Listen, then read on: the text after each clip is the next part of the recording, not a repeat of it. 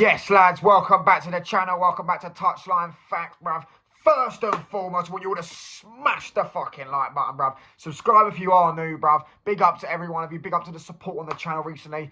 As I said, we're nearly on 250 subs. We're going to try and get to that by the end of this month if we can.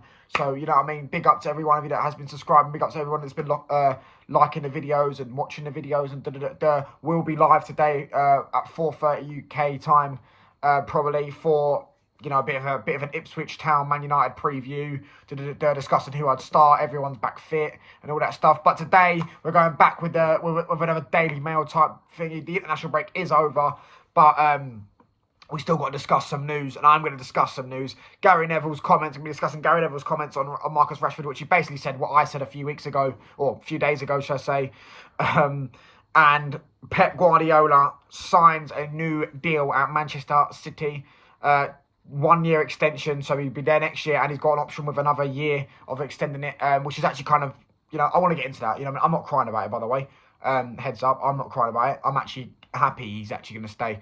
Obviously, I prefer him to leave, but you know, we'll start off with that. We'll start off with Pep Guardiola's contract. So obviously, I'm seeing that Arsenal fans are up in meltdown. I'm not sure why. You've all got your next excuses for not winning the league for the next 2 years lined up now. You could just say, how can we compete with Pep? Oh, and all that shit. Oh, but Arteta pushed Pep. So he must keep him in the job, guys. You know what I mean? It'd be hilarious. But all jokes aside, I'm actually quite happy.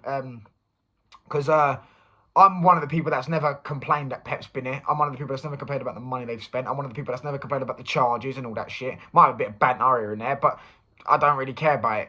I've always been an advocate for my club doing better than what it should, doing more of what it should do. Do you know what I mean? Do it better in itself. My club has not done enough for me to sit there and go, they cheated. My club's been out of the firing range, and it's been out of the firing line, and ultimately it's the reason why Man City have been enabled to go and do what they've done, and Pep's been enabled to go and do what he's done in English football, is because all the other English clubs have lined up together and just celebrated processes and celebrated projects and celebrated top four and For me, I'm not like that. I've always been an advocate for my club to spend more money, to get the right managers, to get the right structure, the right players, my players to deliver.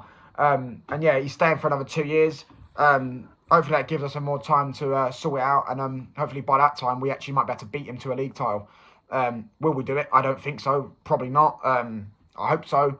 But yeah, I haven't really seen many tears about it. I mean, I will say, or apart from the Arsenal fans, but I will say, I thought he was going to quit by Christmas, and also does that also. Let me know this. I could be wrong. Does that also confirm that the charges will be beaten? Does that also confirm the charges will be beaten? Because surely Pep's not going to stay if the charges are going to, you know what I mean, come into play. Who knows? I don't really care if they beat the charges, to be honest with you. As I say, I always think that was backwards. People that complain about it, the same Liverpool fans, the same Arsenal fans that are complaining about the Man City charges, are the same ones singing Glazers staying 10 more years. Same with the Chelsea. Well, Chelsea fans don't really complain about it, but you get the point. Do you know what I mean? But anyways, yeah, Pep's staying for 2 more years, bruv. He needs to rebuild that team anyways. That team is dying. If they do win a league this year, they shouldn't have won it last year, bruv. Let's face it, if they had any competent opposition, they wouldn't have won this league. I don't buy this entire narrative that Pep's unbeatable. I've seen Tuchel beat him in a Champions League final. I've seen Ten Hag beat him in a final. I've seen Klopp and Conte and Mourinho all beat him to league titles. He's not unbeatable. He's very, very not very, very beatable, but he's beatable. And this Man City team is beatable. And let's face it, if Arsenal were a serious football club, they would have probably won the league at least once in the last 2 years, but probably would have won it twice, because they were 8 points clear and they rocked up with a January transfer window of fucking a Brighton player, decent player. Jorginho was like 30, a Chelsea fucking, like, not Chelsea flop, not Chelsea reject. He was a good player, but they wanted to get rid of him. If they were a bit more serious, they probably would have won it. I'm not crying. I'm not all for crying for the tears. And yeah, I want my club to actually go and do. Now the standard's up there. We know we have to reach a certain standard now because Pep's that guy. I want my club to go above and beyond to beat that standard. Yeah, anyways, moving on. We're going to be discussing Gary Neville's comments. Gary Neville's basically said everything I said the other day about Rashford and Casemiro going to New York. Obviously, we're 13th. The manager's just been sacked. And it's just not a good thing to do. Not that I personally dislike it. It wasn't that. It was more of the fact that, yeah, as I say, we are 13th, and I knew the media would jump on it. I knew the media would have a field day. It's international break. They want to jump on it. They want to. They need some clicks. They need some stories to do. They need some things to talk about. And he's just given them a reason to go talk about. Both of them have, but especially Rashford because he's not exactly the media's darling, is he? Do you know what I mean? And yeah, he just gave him a reason really to go and jump on the bandwagon. But my problem is it's not that. It's with this Gary Neville geezer. With that I do agree with him. However, I'm just sick to death of him talking about a football club now. I'm sick to death of it. I'm sick to death of Rio Ferdinand talking about the football club. I'm sick to death of Patrice Evra talking about the football club. And this is going to go on a little bit of a rant. When is it acceptable to say that these lot shouldn't talk about our club like this anymore? Why? Why should they have an opinion? They're a multi-millionaire paid to talk about football, right? Cool, we get that. So why the fuck do they feed us absolute bullshit and lies? Gary Neville, Ole Gunnar Solskjaer backed him for 2 years. Ten Hag backed him for 2 years. At his own fucking club in Salford, he's sacking his fucking managers. You can't make it up. Do you know what I mean? It's a joke to me. Gary Neville and Patrice Evra, Rio Ferdinand, these legends need to stop talking about Man United. Please, I'm sick that every time I see a clip coming up, they talk fucking utter shite. I don't agree with them. Anything they fucking say. All hypocrisies, all for their own money, bruv.